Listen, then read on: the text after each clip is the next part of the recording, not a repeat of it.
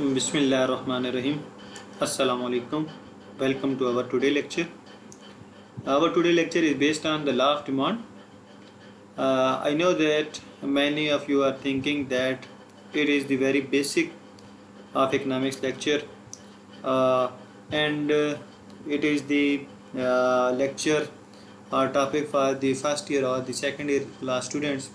But if you watch this video, I can assure you that from this video you can definitely learn something new which you don't learn in your previous classes or your previous courses. If you watch this video carefully, you must learn something new which is new for you, and this lecture is very helpful and informative for you.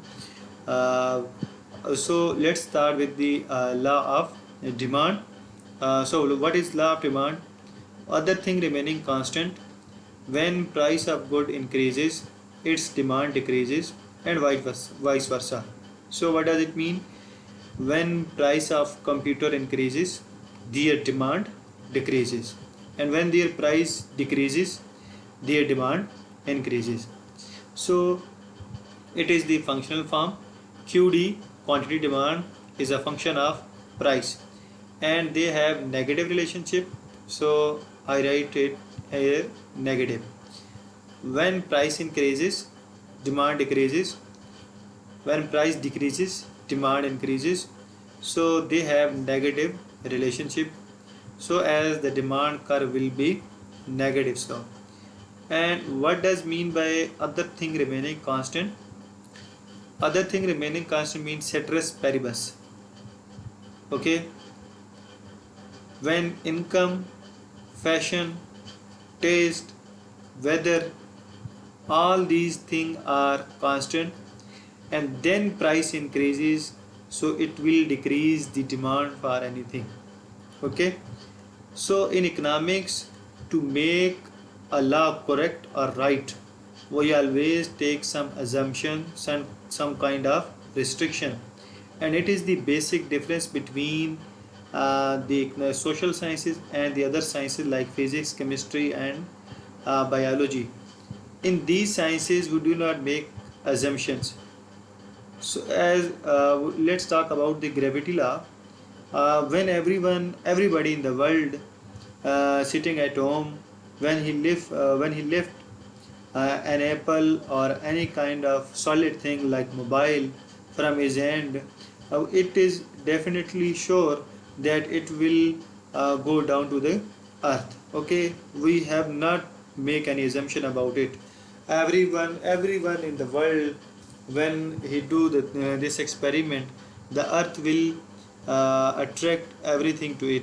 Okay, but in economics there are certain assumption. Before making any law, we have to discuss about the assumption. Without assumption in economics, no law will be hold. Okay, so this is the first difference between the social sciences laws and the other sciences law.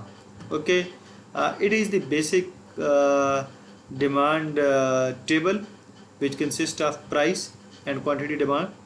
As you can see, the price values are increasing 10, 15, 20, 25, and the quantity demand values are decreasing.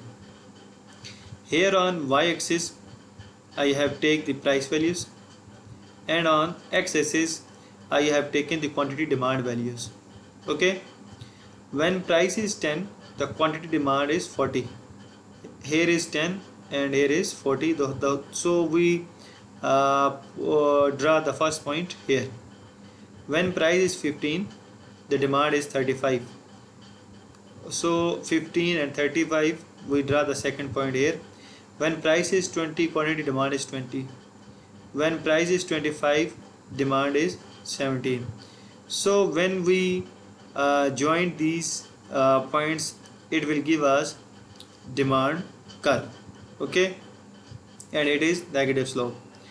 So as in the start of lecture, I tell you that in this lecture you will definitely learn something new which you don't learn in your previous classes. So what is that thing? It is my question from all of you, that why this curve is called demand curve. We have two variables, demand and price. One of them is dependent variable and one of them is independent variable. Okay, so why we call it demand curve? Okay, here come the new thing for you, that in economics all the curves are represented by their dependent variable. They are named after their dependent variable. So in this equation, QD and price, demand is our dependent variable. So that why it is called demand curve. If the price was dependent variable, so the name of this curve will be price curve. But at the current scenario, demand is our dependent variable, so the name for this curve is demand curve. In economics, whenever you make the curve, your curve will be named after your demand curve, like the IS curve, like the LM curve, like the consumption curve. Okay, whatever curve you make in economics, that curve will be named after the dependent variable. So here the demand is dependent variable, so we named this curve as demand curve because of the dependent variable. Okay, here you can see we have two variable QD and price. All the variables which are written on the left hand side, they are dependent variable. Okay, when you see any equation, whether it is mathematical equation or economics equation, if the variable is written on the left hand side of the equation, it is representing the dependent variable of that equation, and all the variables which are on the right side of this right side of the equation, they are the independent variable or the exogenous variable. They are independent or exogenous variable, and on the left side we always write dependent variable or endogenous variable. So here price is independent variable. First change occur in price. Our demand decision is depending on price. When price increases, our demand increases. First change occur in price. So price is independent variable. We are looking at price. Our demand decision is depending on price. So demand is dependent variable. Okay. And now let's discuss about the two basic concept, demand and desire. Demand for anything, you must fulfill these two things: purchasing power, which is money, plus willingness. You want to buy a thing and you have money in your pocket to purchase that thing, then it is called demand. Let's suppose you are in a market and you want to buy a mobile of 40,000 and you have 40,000 in pocket. So it will be your demand. You are willing to buy that mobile and you have the purchasing power for buying that mobile. So these two conditions are fulfilled. So this will be your demand. If you want to buy a mobile of 40,000 but you don't have that money in your pocket, then this will not be considered as your demand, rather it is called your desire. Okay, only willingness.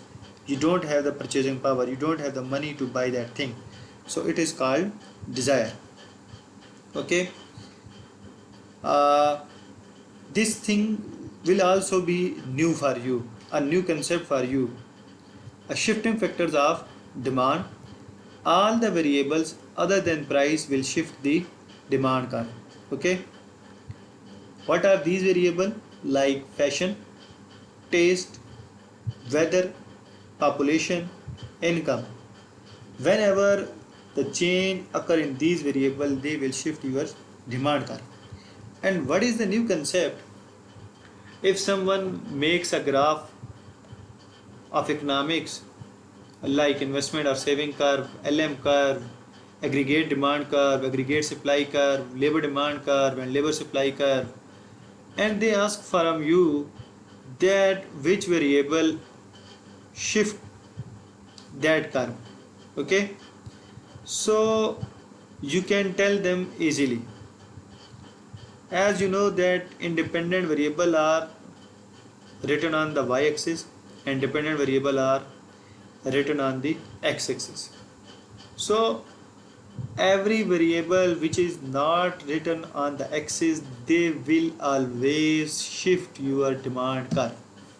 Okay, so it is the guideline and it is the rule of thumb for all economics curve. Okay, every variable which is not written on the axis, like in demand curve, the taste, population, income, weather are not written either on y-axis and neither on x-axis. So any change will these factor, they will shift the demand curve. Okay, any variable which is not written on these axis, whenever there is change on these variable which are not written on the axis, they will always shift the demand curve. Okay, and because of price only slope changes, or there is rotation, there is movement from point A to B or B to C or D to E. But when there is change occur in factor other than price, they will always shift the demand curve. Okay, from this point to this point, or this from this demand curve to this demand curve.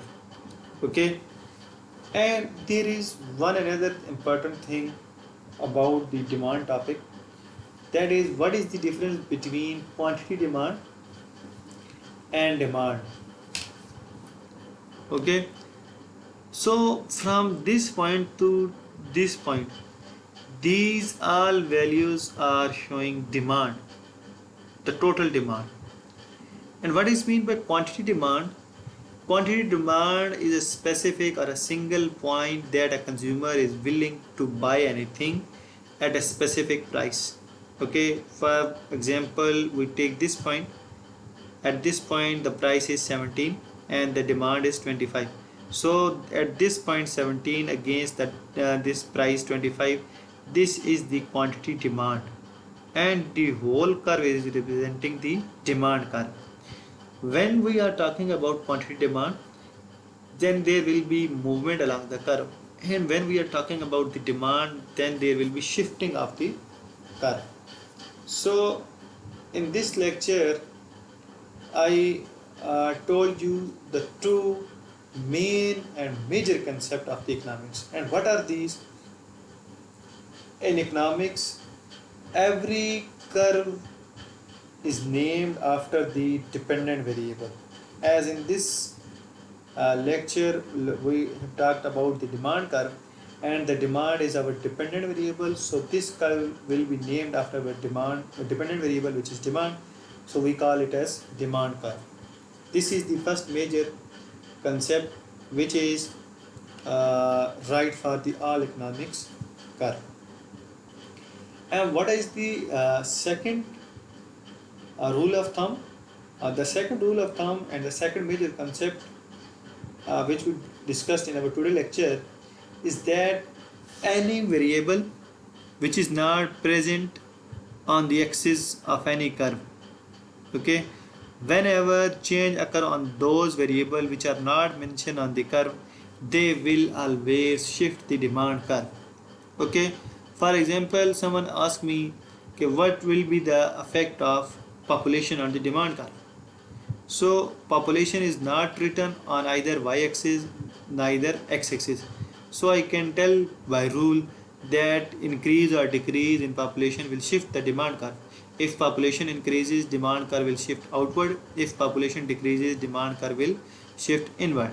Because demand is population is not present on these axes, so it will shift the demand curve. If any change in income will also shift the demand curve, as income is not present on any axis, and any change in taste or fashion also shift the demand curve, as these two all are not present on the axis. So I hope that this lecture have something new for you. If you have any query, any question regarding this lecture, you can ask me.